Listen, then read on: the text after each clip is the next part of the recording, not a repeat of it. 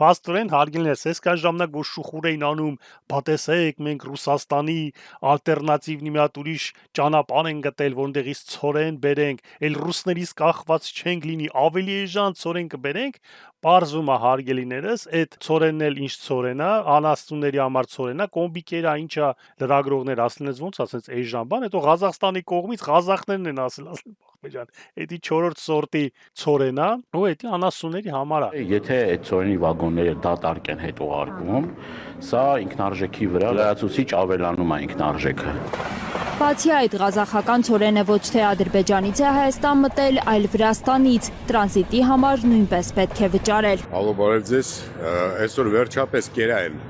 Ղազախստանից շերես Բաքու բերած կոմբիկերը, ցորենը,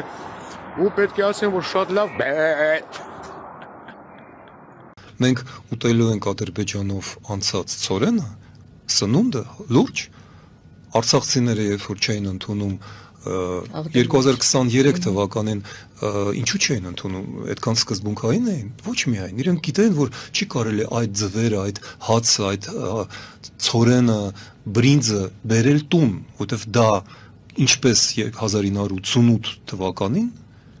89 թվականին, երբ որ երկրաշարժից հետո ամեն ինչը թունավորվում էր, փչացվում էր, պահվում էր սառնարանները անջատած, հետո էր ուղարկվում Հայաստան, սովետական հզորագույն միության օրոք։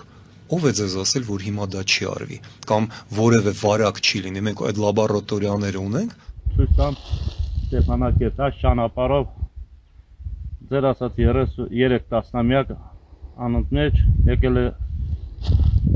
հազարավոր տոննա ցորեն, մանր եւ ջերավոր անասուններ, խոշոր եղջերավոր անասուններ, կերակերել Հայաստանը, Սյունիքի մարզի մեծ մասը աշխատում էր Արցախում, հիմա ամեն ինչ կորցրել է, 120,000 արցախցի թողել է անօթևան, մի մասը անաշխատունակ ու ինչով է կպարտանում ես չգիտեմ։ Այո, Ժողովուրդ ջան, շատ ճիշտ խոսքեր, այդքան մարդու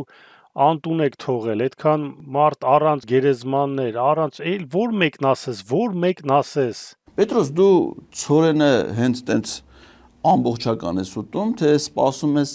կոմբիկերմ սարքեն նոր ուտես, ասենք քո ախորժակը որ ձևով է քաշում,